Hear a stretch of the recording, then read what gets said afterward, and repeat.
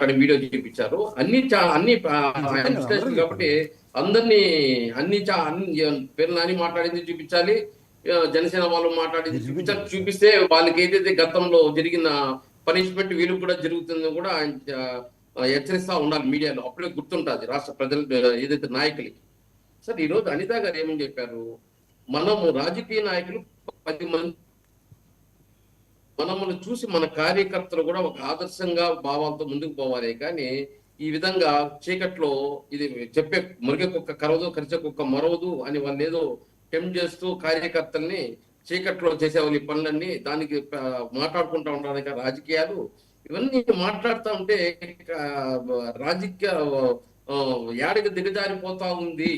రాబోయే కాలం, రాబోయే తరాలు ఏ విధంగా దీన్ని రాజకీయాలు అంటే ఈ గోండాలు, రౌడీలు, ఏదైతే మహిళల్ని అత్యాచారాలు చేసే వాళ్ళని పరామర్శించడం, ఇలాంటి ఒక నాయకుడిగా ప్రతిపక్ష నాయకుడిగా ఉండి అదే విధంగా మాజీ ముఖ్యమంత్రిగా ఉండి ఇలాంటి వ్యక్తులంతా పరామర్శించి వాళ్ళని పోయి సపోర్ట్ చేస్తా ఉంటే రాబోయే కాలం ఏ విధంగా పోతుంది? అలాంటి వాళ్ళు ఇంకా ఒక ముఖ్యమంత్రి, మాజీ ముఖ్యమంత్రి స్థాయి నుండి వ్యక్తి సపోర్ట్ చేస్తుంటే ఎక్కడికి పోతుంది?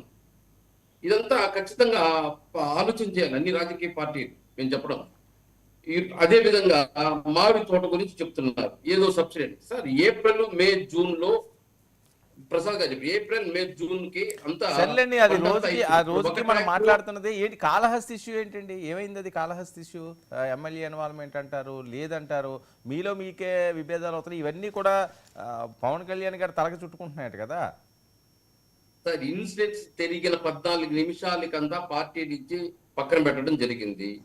వాళ్ళు దోష అని వాళ్ళు నిరూపించుకొని వచ్చిన తర్వాత పార్టీలో చేర్చుకోవడం జరుగుతుంది.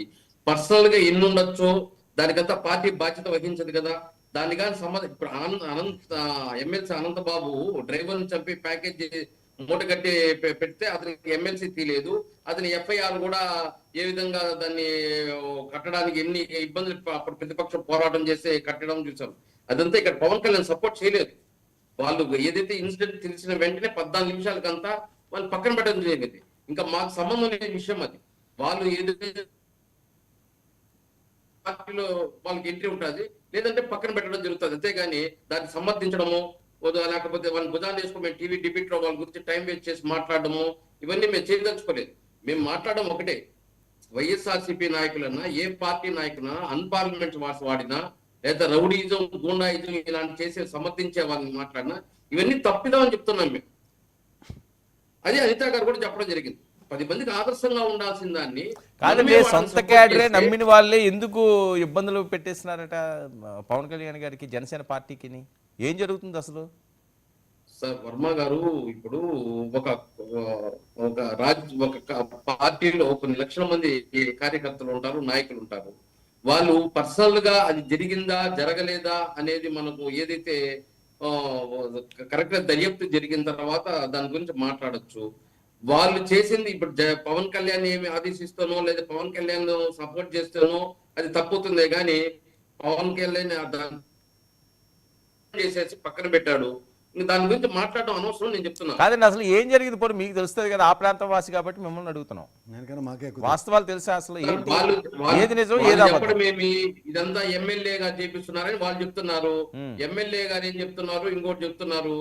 ఇదంతా రాజకీయంగా ఏదో ఆధిపత్య పూర్వం ఉండొచ్చు, లేకపోతే వాళ్ళ పర్సనల్ ప్రాబ్లమ్స్ ఏదో బయట చెప్తున్నాడు డ్రైవర్ అని చెప్పి ఇక్కడ లోకల్ గా ఒక్క నిమిషం అండి వేణుగోపాల్ గారు. ఇప్పుడు మీరు చెప్పినట్టు ఓకే మీరు ఆ పాయింట్ లోకి వచ్చారు కాబట్టి నేను అదే ప్రస్తావిస్తున్నాను. ఆ గ్యాప్ ఉందా జనసేన టీడీపీ మధ్య? మీరే అంటున్నారు కదా ఆధిపత్య పోరు అని. ఆ ఒక్క నియోజకవర్గం ఉందా? తిరుపతి మిగతా అన్ని ప్రాంతాల్లో ఉందా? ఆధిపత్య పోరు లేదా? అది ఎందుకండి వైఎస్ఆర్సీపీ ఉందా లేదా అన్నది అది వదిలేయండి. మీ అధికారంలో మీరున్నారు కదా, మీరు కూటమి. వాళ్ళకి ఆధిపత్య పోరున్నా అక్కడ ఒక్కడే హీరో. వినండి, ఆయన ఒక్కడేనండి అక్కడ ఆధిపత్య పోరున్నా. జగన్మోహన్ రెడ్డి గారికి నచ్చితే ఉంచుకుంటారు, లేకపోతే పీకి పడేస్తారు. మీ పరిస్థితి అది కాదు కదా.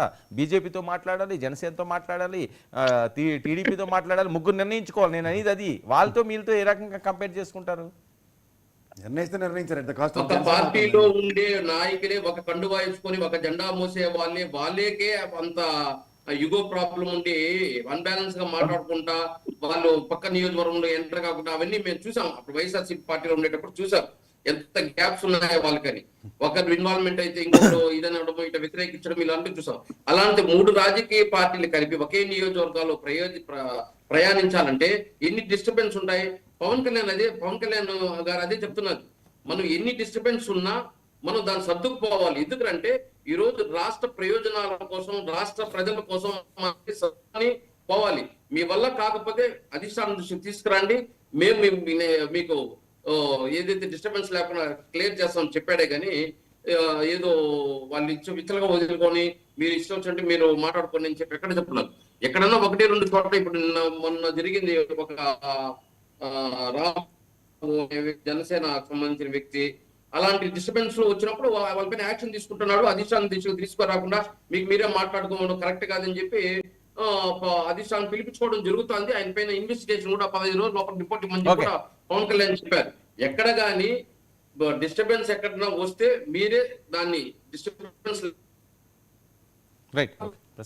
దృష్టికి తీసుకురండి, మేము చేస్తామని చెప్తున్నారే గానీ ఏ పవన్ కళ్యాణ్ గానో లేదా తెలుగుదేశం గానో బీజేపీనో ఏదో వదిలేసి తనుకు సావని చెప్పడం లేదు.